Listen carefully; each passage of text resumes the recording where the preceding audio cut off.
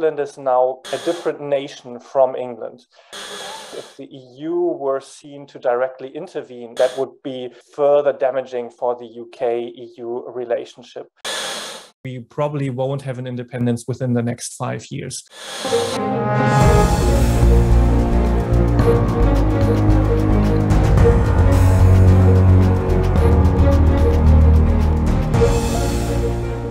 Welcome to Debates on Europe. Nicolai von Ondarza, you're head of the research division on Europe and the EU at the Stiftung Wissenschaft und Politik in Berlin.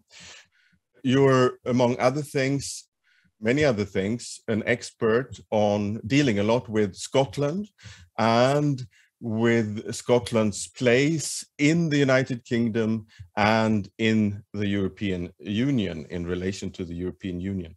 That's what we're going to talk about today. The last real Debates on Europe debate we had was in Belfast, just before the pandemic. And we were then talking ahead of the Brexit agreement, and it seemed like then that Northern Ireland might be the place where the United Kingdom broke for the first time. There is another candidate, and that's Scotland. Recently, Scotland's First Minister, Nicola Sturgeon, announced that she will take all the necessary steps to hold a referendum before the end of the next year, a referendum on Scottish independence. This is also what she pledged to do in the run-up to the elections last year. This might, for several reasons, prove difficult. But what first now, Nicolai von Ondarza? What is the background of all this? Why does so many Scots talk about independence? There has been a long movement in Scotland towards independence, and I would say an estrangement between the Scottish public life and English public life. And we've seen for a long time this movement increasing in power in Scotland, and the Scottish National Party, the SNP, has been the dominant force in the country since 2012. And therefore, they managed to get a first referendum in 2014. They lost that on 45 to 55%. But instead of the independence movement being broken, it gains strength again after the Brexit referendum. And therefore, today, the question of Scottish independence is very tightly connected to Brexit. Why is that the case? Because Scotland voted 62% for remaining within the European Union, while Wales and most importantly England voted in majority for leaving the European Union. And therefore Brexit is for Scottish people the prime example of England taking the decision for the whole United Kingdom and the democratic vote of the Scottish people being ignored. And throughout the whole Brexit process, Scotland and the Scottish government were first against Brexit and then campaigning for a softer version of Brexit. And as we know, the decisions being taken in England led to this very, very hard Brexit that we have today. And therefore, these two questions of Scottish independence and the very, very hard Brexit that we've got are closely intertwined. And the Brexit decisions have led to a resurgence of support in independence. And today, the latest polls say that the Scottish people are split roughly 50-50 on the question of independence. And as you said, the Scottish National Party, who is currently in government, wants to have a new independence referendum at the latest by the end of next year. Mm-hmm. But when she announced this, Nicola Sturgeon, she said that there's a momentum for the independence vote in Scotland at the moment. The polls, as you say, are actually saying something else, that the country is evenly split. However, there are other difficulties with a referendum like this. For example, its legal status. What does Downing Street and Westminster, meaning locations in London have to do with this issue? Yes, one of the core questions on whether we will have a referendum next year is who can actually call one. If we look back at 2014, there was actually an agreement between the Scottish government and then UK Prime Minister David Cameron on holding a referendum. Cameron was willing to take that risk, as he was in 2016 on the Brexit referendum. And there was an explicit vote in the House of Commons giving Scotland for one time the competence to hold an independence referendum. And that was passed in 2014. Now, today, there's a legal dispute. Can Scotland on its own call a referendum, or does it need, again, the competences being transferred from the House of Commons and the UK Parliament? The position of the Scottish government is that they would prefer a referendum that has the blessing of Westminster. But if they don't get that, they can at least call an advisory referendum by themselves. And we can remember the Brexit referendum itself in 2016 was also only advisory, but had a very, very strong political force. And that's what the Scottish National Party wants to do in case they don't get the support of Westminster. And so you asked, how does Downing Street and the UK Parliament position itself? They are likely to resist a call for another independence referendum. Ever since the Brexit vote of 2016, the SNP has called for a new referendum. And first, Theresa May has refused that during the Brexit negotiations, saying now is not the time. We cannot have a Brexit negotiations and Scottish independence referendum. And Boris Johnson, he refuses it outright, saying you had your referendum in 2014. That has a democratic force, and you can't just have another referendum until the result suits you. And therefore, I expect a strong political fight between Nicola Sturgeon and the UK government on whether they can have such a referendum, which will start once the Scottish Parliament officially asks for such a competence. And of course, at the moment, Boris Johnson is quite in a few of other troubles in Westminster, so we don't know how UK politics plays out even over the course of the next couple of weeks. But I think what we can surely say about the Scottish question is that neither the Conservatives nor the Labour Party wants to grant the Scotland a referendum at the moment. So there will be first a political fight on whether to agree it, and then potentially a legal fight before the UK Supreme Court whether Scotland can decide on such a referendum on itself, or whether it absolutely needs the blessing of Westminster, which is unlikely to come in the near future. It will take some time, this is clear. And as you indicated before, stressing Brexit as one of the main reasons behind this strive for independence, there is, of course, the role of the EU in this as well. When the Brexit agreement was signed, Nicola Sturgeon said, please keep a door open, a seat free for Scotland in the EU. And this is, of course, still very much in focus. But what is actually the role of the EU in all this? There are, just as with Northern Ireland, there is a border issue to take into account here. The fact that all EU countries must accept Scotland as a new member of the EU might be a big problem for some of the member states, for example, Spain, which has its own independence issue with Catalonia. Yeah, what are actually the issues on an EU level here?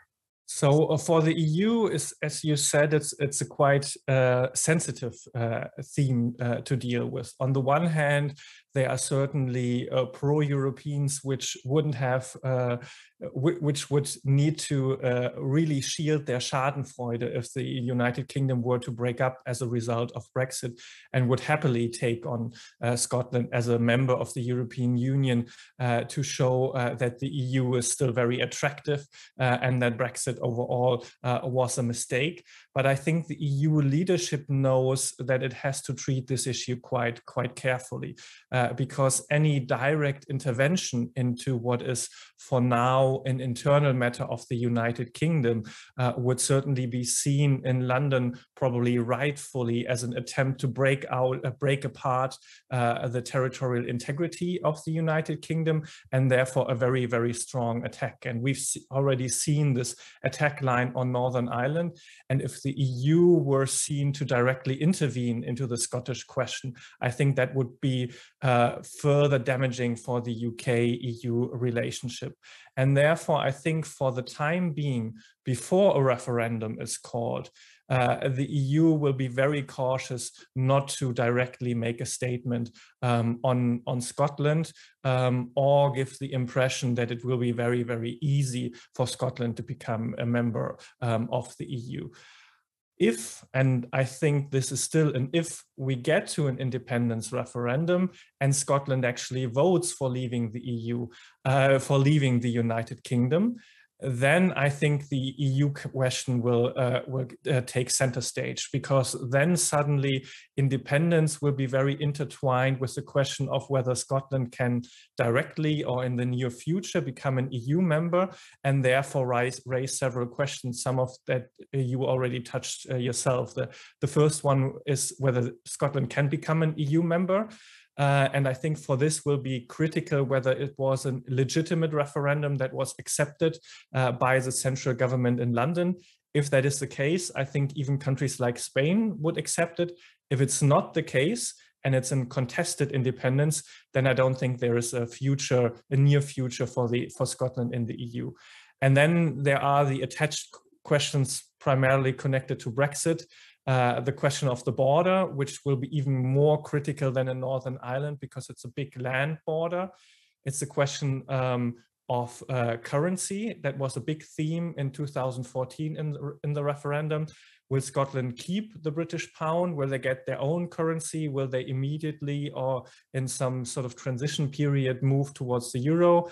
There's fisheries. But looking at the current situation, there's also NATO membership and the security question. How will Scotland deal with the nuclear forces of the UK that are stationed in Scotland and with its seawater? So there are a lot of tricky questions connected to it. So I think it's a very long-term process. First, a long time under the referendum itself. There, I think the EU will be very cautious and should be cautious not to intervene. And then if we get to a referendum, still more years of negotiations, maybe a little bit like the Brexit process, where a lot of details need to be sorted out before we actually get to the situation of Scotland eventually becoming a member of the European Union. Mm-hmm.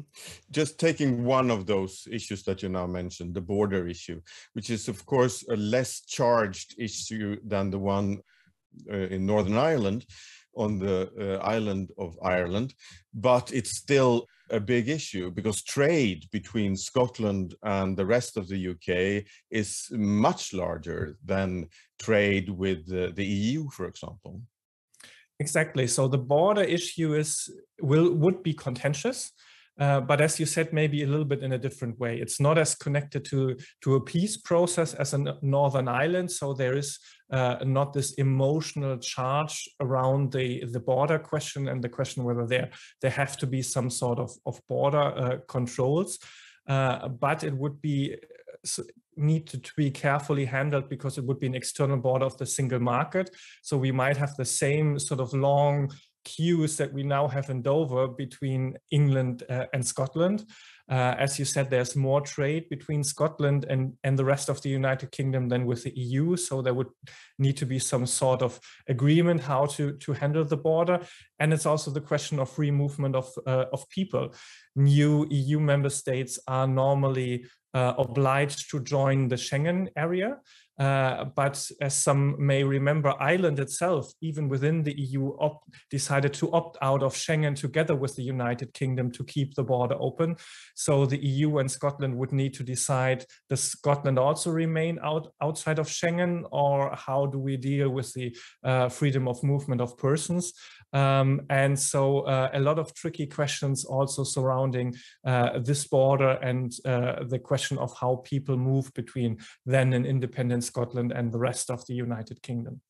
Let's turn away from Scotland a bit and look at the UK as a whole. Looking at it from the outside, it seemed to be a very shaky construction at the moment. Not only is Downing Street very shaky and what is happening there, Boris Johnson can actually go into history not only as the prime minister who negotiated and got Brexit done, but also the prime minister on whose watch the union actually fell apart. Do you see in the near future any tendencies or any opportunities or any possibilities of the United Kingdom breaking apart? I would be very careful here. I think there's a bit of a paradox. The long-term trends, both in Scotland, but I would say to a large extent also in Northern Ireland, point towards this increasing tensions and the UK breaking up. Scotland is now culturally, politically, but in some respects also administratively, if we look at the very different COVID rules, a different nation from England. And I would say the long-term trends point very much towards an independent Scotland. However, the political dynamic at the moment and the legal political questions around independence lead to my analysis saying that we probably won't have an independence within the next 5 years. So my personal assessment is that Boris Johnson will not be the prime minister under whose watch the United Kingdom will actually break up, but he might be the prime minister that has facilitated the breakup of the United Kingdom very much. So for me, the long-term trends are very strong, but the political legal construct and how Westminster can procrastinate on an independence referendum lead to the point that it will be such a long-term process that we are talking more about 5, 10 or possibly more years until these long-term historical trends actually, if they do, lead up to the breakup of the United Kingdom. Thank you very much, Nicolai von Ondarza, for this calm analysis and making sense of the turbulence that we're seeing at the moment. Thank you very much and stay safe.